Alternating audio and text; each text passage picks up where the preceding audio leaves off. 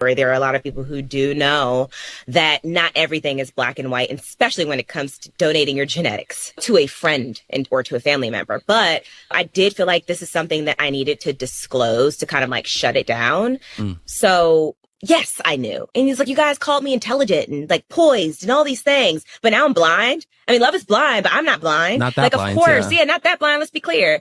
And of course, I did a background on this man when I first met him. Like, you know, Okay. like right when I got my phone back in Arlington, I hit up my godbrother and we literally did a deep dive. That's what I do. My friends call me to investigate everything. I'm better than any fake ass TikTok journalist out there. Like, you can't tell me anything I don't know. Now, had I seen all of the pictures? No. Once I got a full view of what I needed to, and I spoke to his friends and spoke to his family, that's what I needed for my own personal reassurance. And from there, it was a come what may mindset.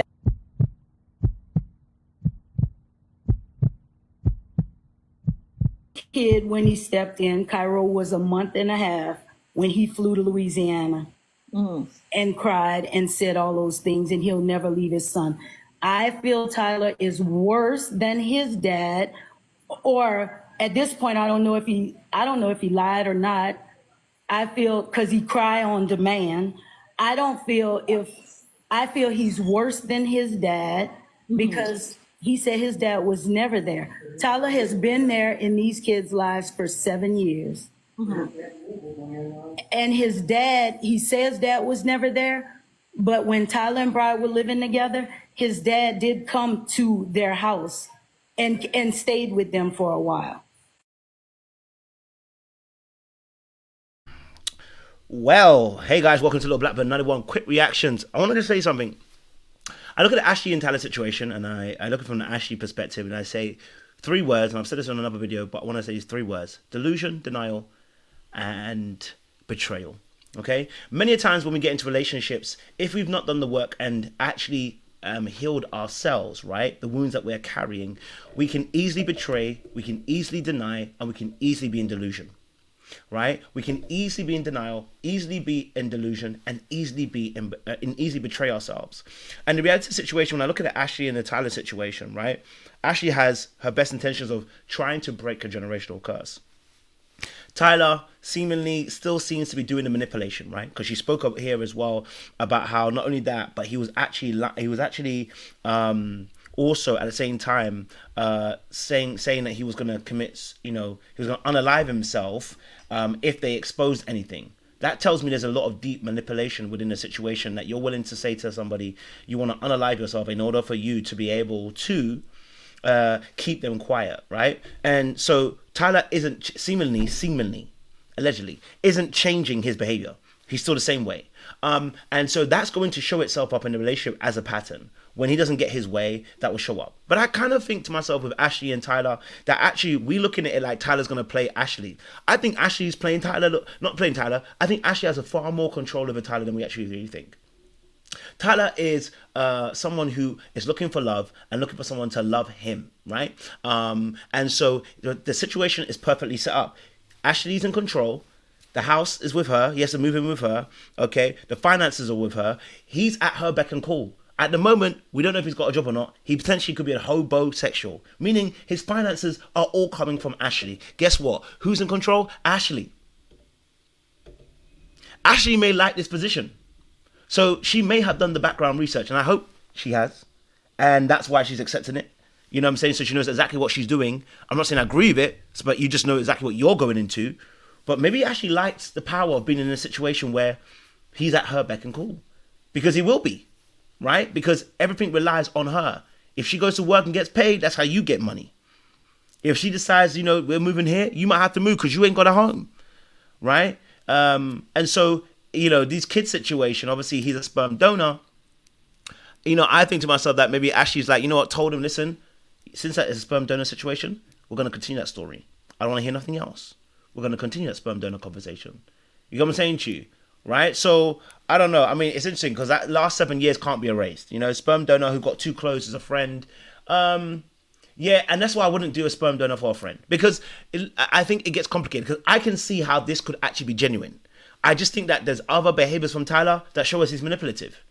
right? I can see how this can get. I can see how easily this can become convoluted very, very quickly. Where you give your sperm to a friend, right? You're close friends with that person, right? And there are situations where you need someone to stay. You lost your job, whatever. You end up in the home. You end up playing with the kids, and then you end up bonding with the kids more than you probably should have, because it should have been you just completely separate from the kids. But because you needed to be having a home, yeah. But my thing is, because you've got the manipulative tendencies. Because you have the ability to lie, cheat on your ex-girlfriend, lie to your ex-girlfriend that it was your sperm that had made your, your lesbian friend have children in front of your girlfriend. You beguiled her. I'm looking at it differently. You know what I'm saying to you? But I could see how easy this could actually happen. But I'm not going to look at it that way because of the patterns of behavior we've seen from Tyler. The fact that he waited to the end of the show to now tell her. So for me personally, there's an issue. There is a big issue. Right? A big issue. So I'm looking at Ashley and I'm going, the three words: denial, betrayal, and delusion. Delusion means to have a false belief and judgment about your external reality. Denial is incongruency in the fact that you are living in a state of mindset, right, which is incongruent to what you're actually seeing. You're denying that you're actually seeing it. You're actually believing, you're telling yourself, that's not what I'm seeing. You're in denial. And then betrayal is you have a set of beliefs that you're willing to forego simply because of something else. You're willing to betray those beliefs and those values. And I think with Ashley, she's willing to do all three because there is a reward at the end of this. There is a man, there is a husband, there's a person who you can like, there's a person you can love, there's somebody who can love you back. And that is what essentially you wanted. And you're willing to trade all of that in for that love. Or someone might say alleged love. It happens. It does. This is the link. That's why I linked it. This video has a link even to the Jasmine Brown situation because people are willing to. Men and women are willing to be in denial, betrayal, and delusion in order to achieve a goal. They're willing to. And so we have to accept that people are willing to do those things. And that's why we're seeing Ashley in this position now. Like she said, she's smart. She told us she doesn't need our help. She knows what she's doing. She's grown. We've got to let her live her life. So we've got to be cool with the fact that she's chosen this man. And we saw how she defended him at the reunion. We saw how she was the one speaking up for him at the reunion. She's a madame. But we're looking at it the wrong way. We're looking at Ashley. We're looking at Tyler played her. No, niggas. Sorry, I shouldn't say niggas. You know what I mean? No. We're looking at it the wrong way around now. Ashley knows exactly. She is fully accountable and knows exactly what she's doing. She's in the driving seat. If anything, she's the one now telling Tyler what to do.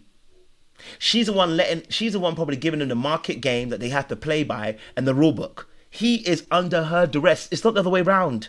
No. He is now under her duress. So long as he does what she wants him to do. Now, if he steps out without her thingy, he might see a different Ashley. I'm just saying, we've seen a calm Ashley now, but he might see a different Ashley if he keeps stepping out. Or we might see a Rashida and Kirk. We'll see what happens. Should he get a little money in his pocket? It's over. If he gets money in his pocket, whoo, it is over. Ashley, whoo, that man going disrespect you like Kirk does Rashida. To my thought process. But I'm going to leave it there. Let me know your thoughts down below. What do you guys think? Whew, it's not easy out here, babe.